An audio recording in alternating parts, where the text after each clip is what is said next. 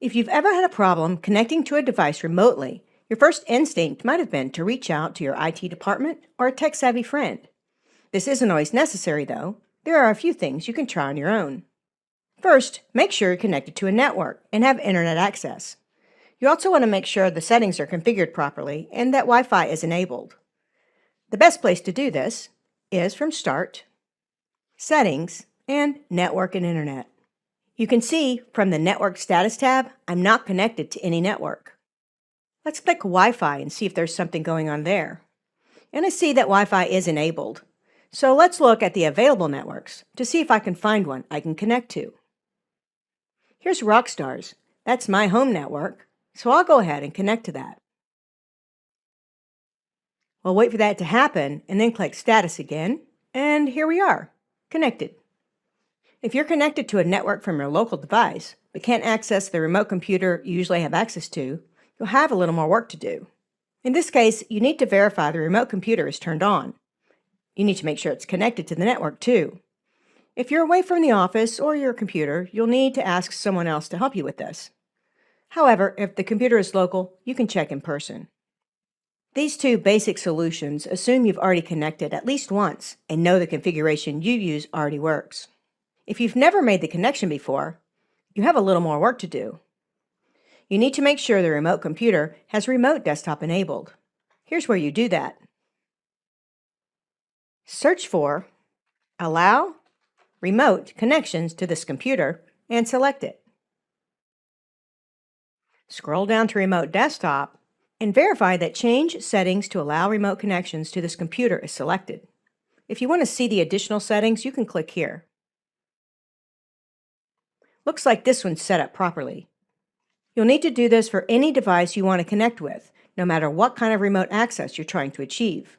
If you're trying to connect with a laptop, tablet, or even a phone, whether that device is on your local network or not, the remote device must be configured to allow it.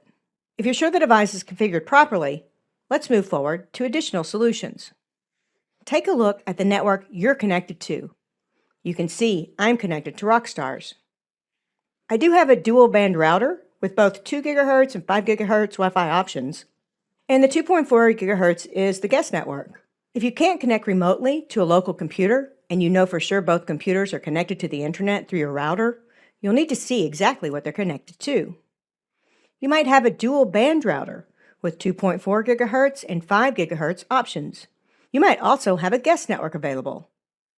If this is the case, it might be that both computers appear to be on the same network, but really they're not. So take a minute to see what networks each of your computers are connected to, and make sure they're connected to the same one. Finally, there's one more simple thing you can do. Make sure your local network is set to private. If you connect to another computer on it, it needs to be set to private too. That's because Windows has default configurations for these network profiles, and enabling remote access on a public network isn't just risky, it's very hard to configure. Let's check that. Let's open Settings again. And back to Network and Internet. You can see my network is a private network, but if you see that yours is public, click Properties. This is where you'll change it from public to private. There are other settings as well. If you find that metered connections is on, go ahead and turn it off for now. And make sure that IP settings are set to automatic. That makes things a lot easier. If you perform these checks and don't need to make any changes, you'll have to try some additional techniques that are more advanced. However, these solutions are often enough when troubleshooting basic problems with remote access. Windows 11 has a built-in firewall that protects your computer from hackers, malware, and similar threats. When enabled, it looks at all of the data coming into and out of your computer, categorizes that data as safe or unsafe, and either lets it pass or blocks it. Let's open the Windows Defender Firewall. And here it is. The firewall looks at the application and type of data that needs to move through the network and evaluates the specific computer port that must be open to move it. Some ports are enabled by default, like HTTP. HTTP uses port 80, by the way.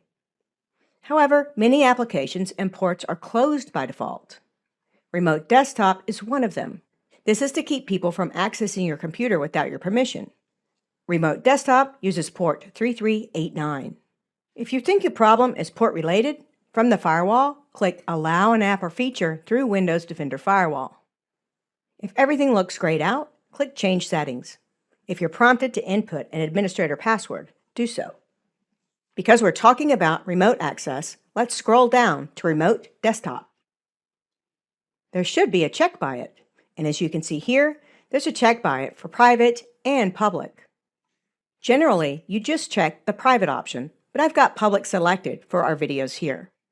If there's no check, you'll need to place a check to make the port available. Then click OK.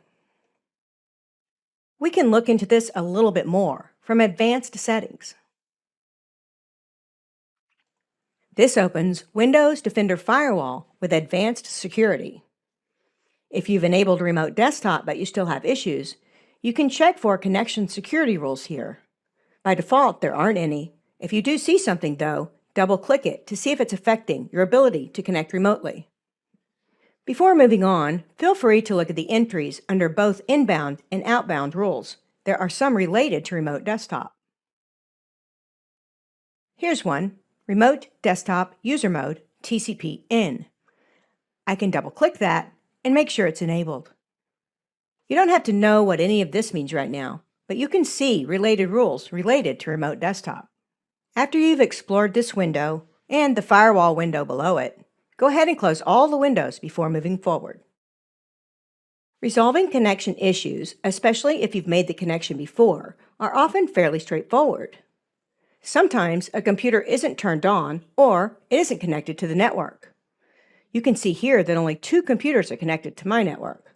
Other times it's the VPN or problems with the username and password. However, there will be occasions when basic troubleshooting won't work to resolve your remote connection problems. When this happens on a local network, especially if the problem is intermittent, look at the IP addresses for both computers. You can use ping to verify they can connect with each other. Let's find the IP address of my local computer. I'll do that from a command prompt. I'll type ipconfig.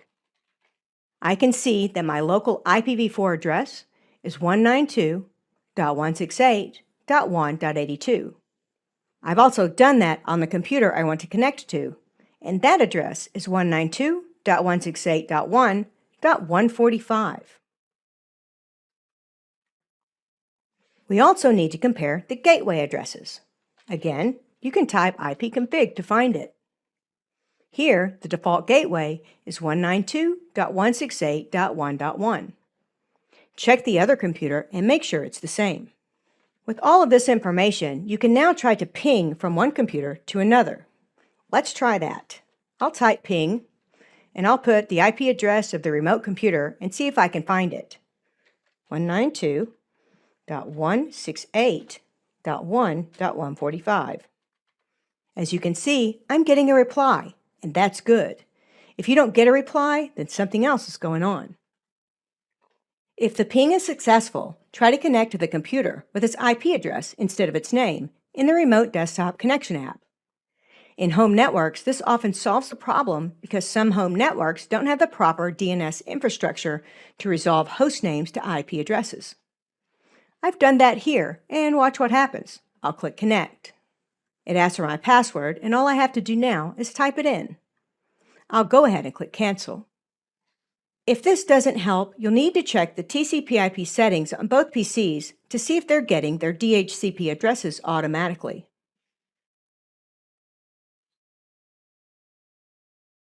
I'll do that from Start, Settings, and Network and Internet. Let's look at Status, and I'll click Change Adapter Settings. I'll right-click here on the network I'm using and choose Properties. I'll click the TCP IPv4 option and click Properties. This is where you can find out if your computer is set up to obtain an IP address automatically. If this isn't what you see on the computers for your local network, it's probably best to make the choice here. I'll click Cancel since everything looks okay. If you're trying to connect to a computer remotely from, say, your home or office computer, you'll likely have to ask the IT department of your company to help. Users generally don't have permission to change settings related to DHCP or IP addressing. However, in this case, you can verify your VPN is working, that you can connect to the internet, and then you can write down your company's IP address, gateway address, and name before creating a help ticket.